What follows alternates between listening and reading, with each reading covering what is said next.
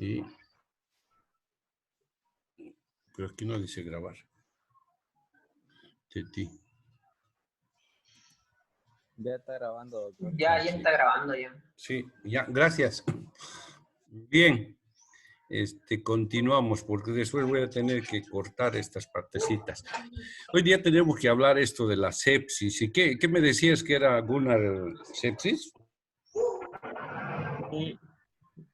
Una inflamación generalizada. Una inflamación generalizada.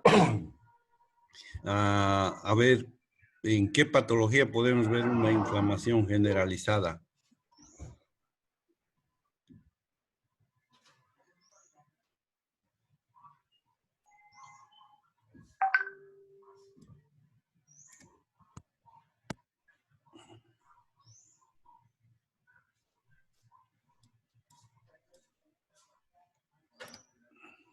Bien. Cuando estamos hablando de una sepsis, creo que es la calor o la cuarentena que les está dejando sin palabras, ¿no? Estamos hablando de una enfermedad, una patología que ocurre generalmente por una respuesta del organismo a una invasión, a una infección, a una llegada de agentes patógenos a algún lugar del cuerpo o algún órgano del cuerpo, que es afectada y produce un proceso inflamatorio, ¿no? Ya sea por presencia del microorganismo o también por las sustancias o toxinas que eliminan estos al reproducirse. Entonces, para nosotros más bien la sepsis es una respuesta inmunitaria exagerada o minimizada. Entonces, es una respuesta del organismo a la presencia de los procesos inflamatorios, a los procesos patógenos, en forma inmunitaria, en algunos casos en forma exagerada, en un exceso, o disminuida. Entonces, la sepsis no es nada más que una respuesta, entonces, a un proceso infeccioso que puede provocar serios problemas. También se lo conoce como el síndrome de respuesta inflamatoria sistémica. Lo van a encontrar en la bibliografía, por ejemplo, de México, bibliografía de Estados Unidos, como la abreviado SRIS. Viene del síndrome de respuesta inflamatoria sistémica. En realidad, la forma en la que contestaron y me dijeron que es un proceso inflamatorio en todo el organismo ¿no? Porque a partir de ese proceso inflamatorio local anterior, antes de que haya la sepsis, se irradia y se va situando en muchos órganos del organismo, lo cual va a hacer de que estos, por presencia, por daño a las células que puedan producir, o por presencia de toxinas o materiales que emiten estos agentes, van a provocar un proceso inflamatorio a casi todo el organismo. Y esto generalmente se va a trasuntar en una falla de órganos.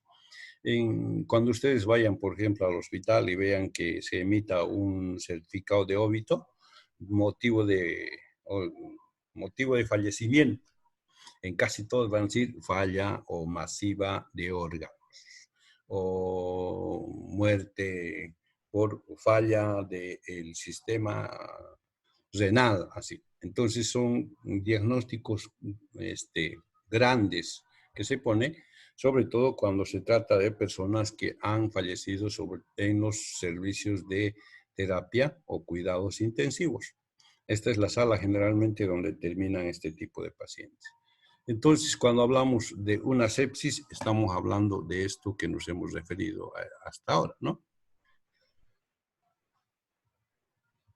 Cuando estamos hablando también de las causas, tenemos que hablar de que una de las causas generalmente son la presencia, la invasión de un proceso infeccioso anterior, localizado, que se va a generalizar dentro del organismo y que nos va a producir generalmente falla en los diferentes órganos donde se haya establecido la sepsis.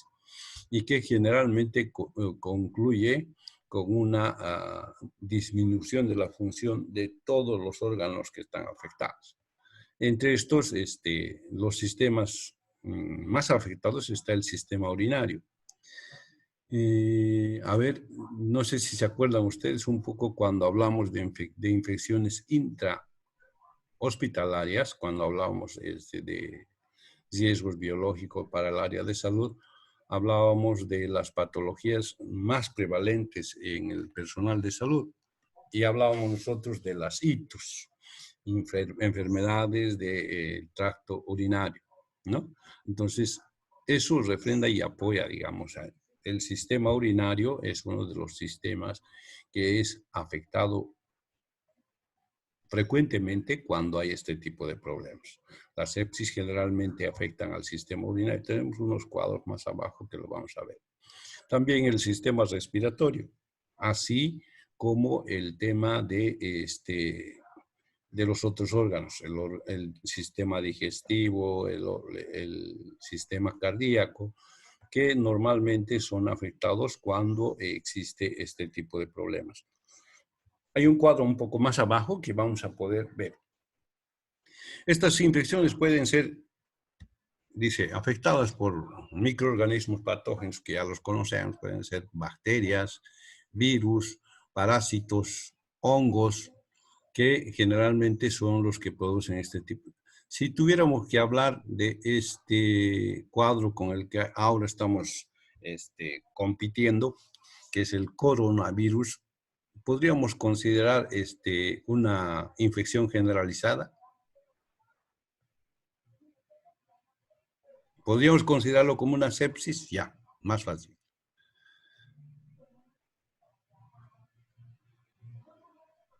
Hola. Si el cuadro se exacerba, sí. Sí.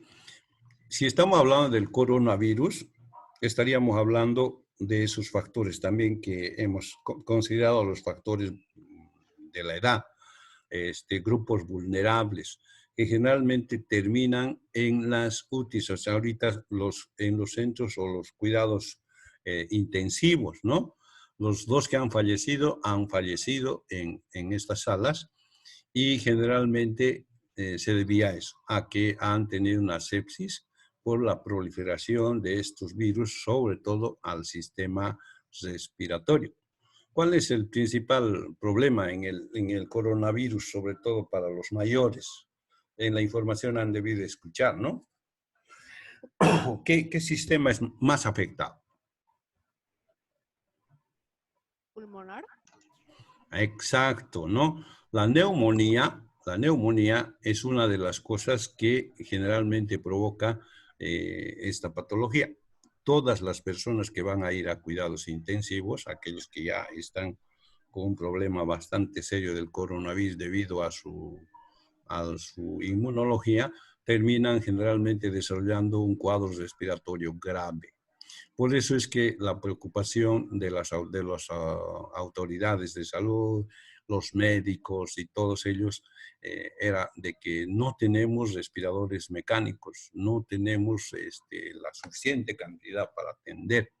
Entonces, precisamente cuando hay este tipo de lesiones, o sea, este tipo de enfermedades que se llaman sepsis, van y dañan a los órganos. En este caso, el virus tiene preferencia por dañar el sistema respiratorio, por lo cual estos pacientes que van a llegar a esta etapa van a requerir apoyo con un ventilador mecánico, ¿no? Entonces, creo que ayer o hoy día le escuché al ministro de Salud o al director de salud del CEDES, indicando de que están comprando 500 respiradores mecánicos, ¿no? En España también han debido escuchar ustedes, por ejemplo, que las personas muy mayores de 85, 86, 87 y más arriba años ya no les han dado respiradores mecánicos porque han colapsado los servicios y más bien han favorecido a las personas que tenían la posibilidad todavía de sobrevivir, jóvenes, ¿no? Sobre todo con una edad y que daba con un tiempo de vida por delante. Eso porque han colapsado sus servicios, ya no han abastecido, entonces han tenido que tomar ese tipo de medidas. Y que todavía ahora están en un problema serio.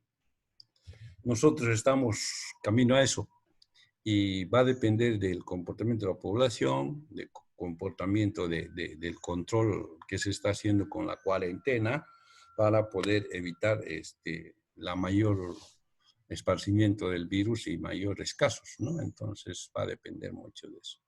Entonces les decía que en esto de la sepsis, el órgano que es dañado nos va a producir principalmente una disminución en la función. En el caso del sistema urinario, vamos a tener seguramente problemas de tipo renal. En el sistema respiratorio vamos a tener problemas de tipo respiratorio. En el sistema cardíaco del mismo modo. Por lo tanto, estos, aparte del tratamiento que enseguida vamos a ver, van a requerir de asistencia mecánica o ayuda para el tratamiento, para la recuperación. El pronóstico en estos casos generalmente es reservado. Como dice alguien, entonces va a depender de alguien más para que estas personas puedan volver a recuperar su salud, ¿no? Pero como son personas, sobre todo en este caso mayores, generalmente el problema es difícil de resolver, ¿no? La sintomatología. La sintomatología, de principio, nosotros vamos a identificar cuando una persona está entrando en sepsis, fijándonos nosotros principalmente en el estado mental del enfermo. Una persona que está sana generalmente está en un estado de alarma, está atento, responde a cualquier tipo de estímulo. En cambio, una persona que está con este problema va a tener disminución del estado de conciencia que tiene la persona. ¿Se acuerdan cómo se mide el estado de conciencia de las personas? Glasgow. Glasgow. La escala Glasgow. La escala de Glasgow, ¿no? Que va de ¿cuánto a cuánto? 15/15. 15/15. Ese es el estado, ¿bueno o malo? De 3 a 15. Bueno, Bueno, se supone que por encima de 15 estamos nosotros en esa puntuación, todos los que estamos lúcidos, estamos conscientes y estamos sin ningún tipo de distracciones, respondemos a los estímulos y preguntas, que es el estado de estar aparentemente en buena salud, ¿no? ¿Y cómo estarán los que están por debajo del 4? En coma. ¿En coma?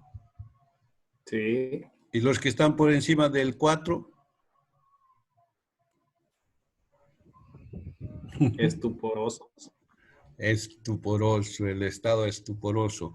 El estado de estupor es un estado de conciencia en el cual el niño no responde o la persona no responde a ningún tipo de estímulo.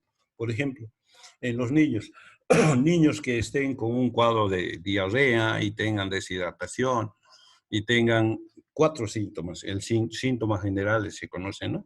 Que no coma, vomite mucho, que tenga convulsiones y que además no responda a los estímulos, o sea, que esté en ese estado, entonces un niño que va a requerir una atención de cuidados intensivos o por lo menos en el lugar donde está, no lo van a poder atender y va a requerir una atención especializada. Entonces, para nosotros, esta presencia o esta situación en la que se encuentra la persona nos va a orientar a un cuadro de este tipo. Sobre eso, el tema de el antecedente de haber tenido una infección en un lugar localizado o en un lugar más amplio, también nos va a corroborar el hecho de que puede estar ingresando a un estado de sepsis, ¿no? Y también si después de este estado, va bajando su presión arterial, ¿no? Va bajando su presión arterial, va a ir complicándose en este cuadro, provocando un poco de lesiones más graves, ¿no? Y al final, si sigue bajando la presión y se mantiene pese al tratamiento que podamos entregar con hipertensores y medicamentos que existe para eso, y el problema se queda, entonces estamos hablando de un estado de shock, un shock séptico, ¿no? Y eso ya es un estado en el que el paciente está en un coma profundo, está en una situación de a ver si puede recuperar. El pronóstico es reservadísimo.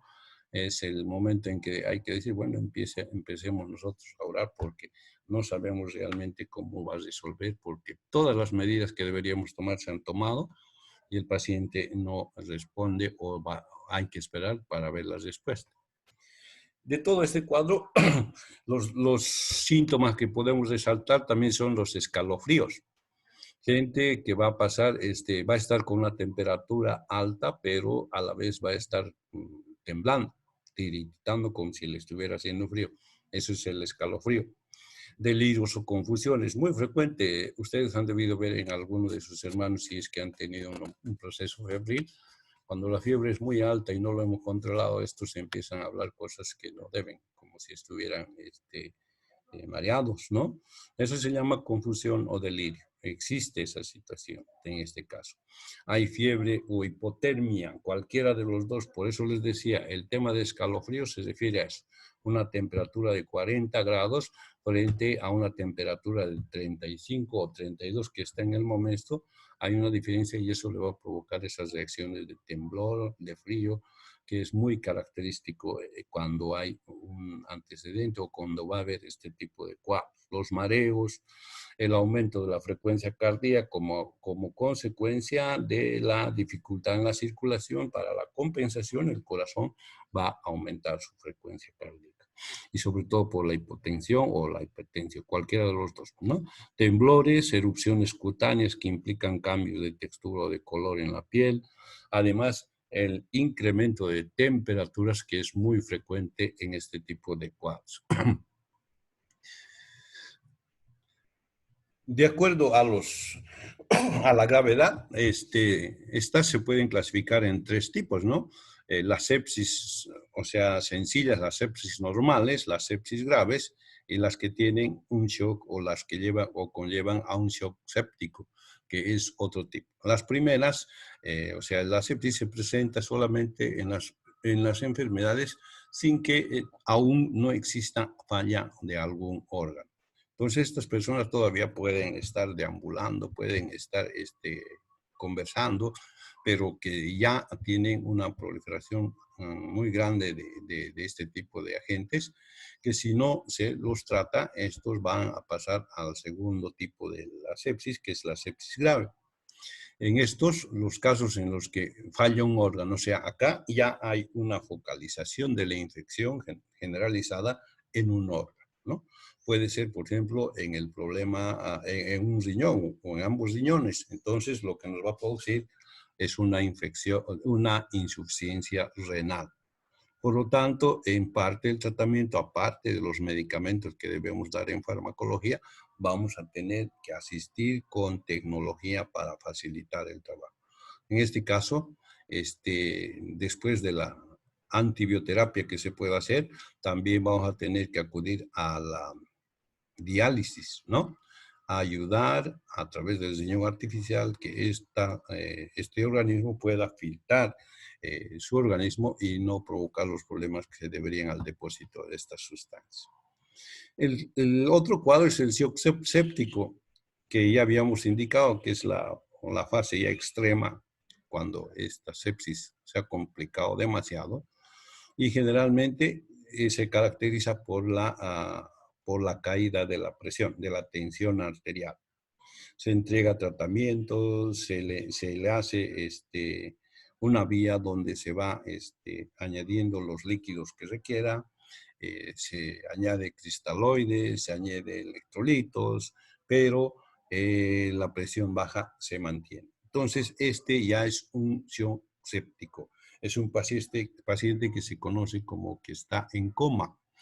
Y un coma bastante profundo que a veces, por ejemplo, el resultado generalmente es la falla. El pronóstico de este tipo de cuadro generalmente es malo, reservado, ¿no? ¿Estamos yendo hasta aquí bien? ¿No se han dormido? No. No, doctor. Ah, No. No. bien, si hay alguna duda, me paran y preguntan, ¿ya? Por favor, para que Ya. no Está bien. vaya hablando yo solito y Ya, me doctor. pregunten además porque si no, en cualquier momento me duermo. Bien, cuando estamos hablando de diagnóstico, tenemos que tener experiencia bastante vasta para poder hacer los diagnósticos de entrada, ¿no? Porque va a depender de la identificación de estos síntomas que anteriormente hemos indicado para poder orientar nuestro diagnóstico. Ah, usted tenía un antecedente de una infección, sí, tenía una herida, tenía una neumonía, tenía que no ha sido tratado bien, sigo tosiendo, o tenía una herida que al parecer no ha curado. Bueno, ese antecedente más los otros síntomas que hemos anotado nos va a orientar seguramente en el diagnóstico clínico. Antes, la escuela de cuando teníamos que hablar de estas cosas y la tecnología y los medios de diagnóstico eran escasos, entonces el diagnóstico clínico era el que tenía supremacía. El, el médico que mejor podía percibir por cualquiera de los órganos que tenía, el olfato, la vista, el gusto, el tacto, entonces podían buscar el diagnóstico, ¿no? Hoy pues tenemos una cantidad de herramientas que nos pueden servir para el auxilio del diagnóstico y además diagnóstico certero, diagnóstico evidenciable. Por ejemplo, tenemos el tema del análisis de sangre, ¿no? Este era un principal indicador. Vamos a ver los parámetros que se utilizaba un poco más atrás para hacer este diagnóstico, ¿no? Era un análisis de sangre que permitía perfectamente identificar algunas alteraciones como el número de la parte forma de la sangre, o sea, glóbulos blancos, y todas esas cosas que nos daban una pauta del diagnóstico el que estamos buscando, ¿no? Salvo que en muchos de los casos, generalmente por el tema del consumo de antibióticos, ya sea por el antecedente de la infección anterior, causa de la septicemia actual, se haya utilizado, o porque el médico que estaba atendiendo antes estaba utilizando antibióticos. Hoy este tipo de laboratorio va a depender principalmente de ese. Preguntar, si ha hecho laboratorio, tenemos que informar para que ellos tomen en cuenta y no realicen las pruebas que van a ser negativas debido al uso de antibióticos, ¿no? El recuento de la fórmula leucocitaria es importante. Nosotros sabemos que hay alteraciones en el recuento. Tendremos que medir, por ejemplo, la cantidad de glóbulos blancos, las leucocitosis, que nos van a indicar la posibilidad de la alteración, la presencia de una infección. Por ejemplo, en una apendicitis es capital el diagnóstico laboratorial cuando nosotros vemos el recuento de la fórmula, ¿no? Entonces decimos, esto está muy alto, entonces necesitamos intervenir porque esto está muy avanzado. Otra forma de laboratorio es la gasometría arterial, que se refiere principalmente a medir los gases que contiene el flujo sanguíneo, ¿no? Y entre ellos está el ácido láctico. El ácido láctico, por ejemplo, que cuando con pacientes que están con enfermedades metabólicas, hasta pueden provocar un coma, que se llama el coma diabético, estoy hablando de los diabéticos. Entonces, es otra de las cosas que en laboratorio nos van a servir para poder identificar. O finalmente, algunas pruebas que se hacen para ver ya la funcionalidad de alguno de los órganos, como en el tema de la función renal. La creatinina es una de las sustancias resultado de la condición de funcionamiento renal. Dificultad en la filtración, disminución en la función, estos índices de creatinina generalmente van a aumentar. Y esto nos va a permitir identificar el mal funcionamiento de este órgano debido a la sepsis, debido a la presencia de microorganismos que están protegiendo la patología, ¿no? ¿Hasta aquí alguna pregunta? Ninguna, doctor. Todo bien. Ya, por si acaso, esto que estamos viendo es un tema general, ¿no? Ya la parte específica lo van a estar viendo cuando estén pasando en cada uno de las asignaturas que corresponden a clínica. Entonces, es una revisión general, sobre todo para ver el tema de las infecciones, ¿no? Entonces, por eso es que no estamos poniendo muchos datos, sino conocimiento en forma general para que tengamos una idea y que cuando lleguemos ya a las asignaturas correspondientes tengamos una idea de lo que estamos hablando, ¿no? En los tratamientos, se puede cortar en cualquier momento, ya saben, unos 10 minutos y volvemos, ¿ya? En los tratamientos, sobre todo, hay que basarse en la administración de medicamentos de acción antimicrobiana, según el tipo de infección. Podría precisarse también un abordaje quirúrgico. Dice en los médicos, que son gente que va a tratar este tipo de casos, de entrada, normalmente cuando llegan a los hospitales a emergencia o a lugares donde van a hacer, hay salas de cuidados intensivos, inmediatamente llegan, ellos van a verificar si tienen vías por donde poder agregar líquidos, agregar electrolitos, agregar todas esas situaciones en las cuales el paciente va a tener en menor cantidad. Pero también ellos utilizan antibióticos, ¿no? Generalmente en muchos de los casos lo hacen en forma empírica. ¿Eso qué quiere decir? Bueno, empírica solamente es teórica por el hecho de que ellos utilizan antibioterapia apenas llega el paciente, leen su historia y por sus antecedentes inmediatamente utilizan ya sea un antibiótico o un cóctel de antibióticos de amplio espectro, sobre todo para detener el cuadro. Se supone que si fuera un paciente que viene de un hospital ya referido, es que ya tendría que estar cubierto por un antibiótico. Y una vez que llegue, se utiliza el antibiótico. Hasta que el laboratorio confirme, identifique el tipo de germen, identifique la situación que se encuentra a nivel de la hemodinámica y luego ya establecer un tratamiento. Pero cuando decíamos nosotros hace rato de que depende de la gravedad del caso, es que también va a depender del tipo de tratamiento que vamos a hacer. Si es un paciente con una sepsis ya avanzada, ya hay daño orgánico y hay disminución de las funciones, dependiendo de qué tipo o qué órgano está afectado, también vamos a requerir el apoyo de tecnología o máquinas que nos ayuden a cumplir la función. Eso les decía, por ejemplo, en el tema de la respiración. Pacientes con una sepsis debido a un problema respiratorio va a requerir la ayuda de una respiración asistida a través de un aparato que es un respirador mecánico y que va a permitir que la persona pueda recibir el oxígeno necesario para su subsistencia.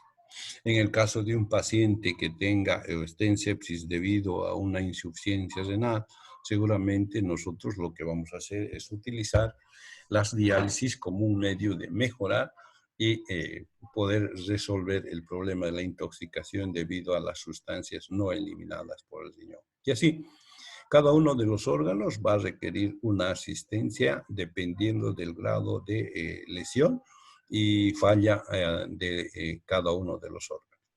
Y en algunos casos también vamos a requerir, por ejemplo, actividades quirúrgicas. En algunos casos de sepsis, se ha visto en la necesidad de sacar casi inmediatamente a hacer una esplenectomía, ¿no? Y esta esplenectomía en muchos de los casos siempre y cuando se trataba de un problema bastante próximo o cerca o en el mismo órgano, entonces ha dado muy buenos resultados. ¿Qué es una esplenectomía?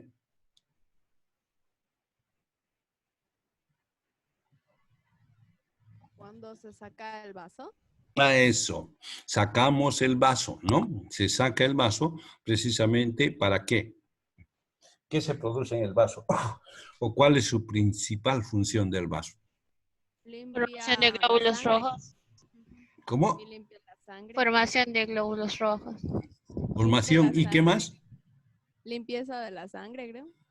También, ¿no? Entonces, esa función es muy importante.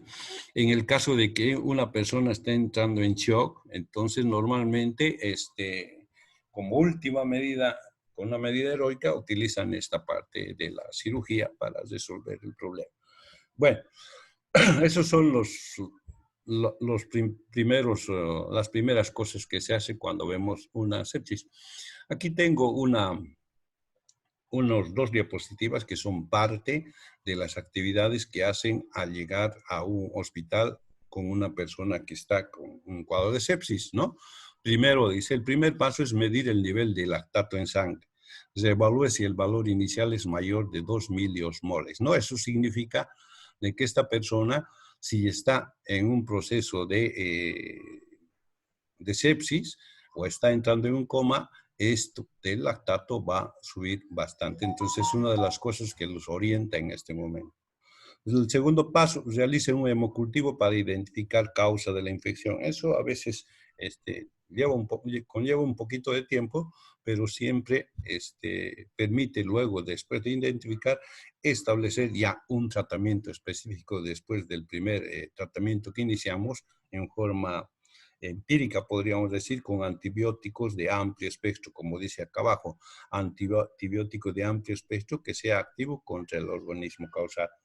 Normalmente en los lugares donde reciben a estos pacientes no usan solo uno, usan 2, se llama cóctel antibiótico. Mezclan 1 o 2 o 3 tipos de antibióticos de modo de que actúen sobre el germen que está provocando el problema, ¿no? La administración de líquidos, de emulsión, o sea, administración de líquidos, de cristaloides, de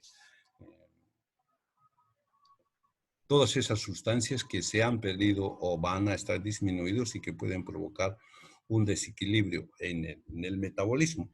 Entonces, es otra de las funciones, ¿no? En el caso de que también se presente la hipotensión, por ejemplo, el uso de vasopresores que pueden ser específicos para la hipertensión o la hipotensión que pueda presentarse en este cuadro. Entonces, vean, son los 5 pasos que llenan o realizan apenas se llega a una sala o a un establecimiento de salud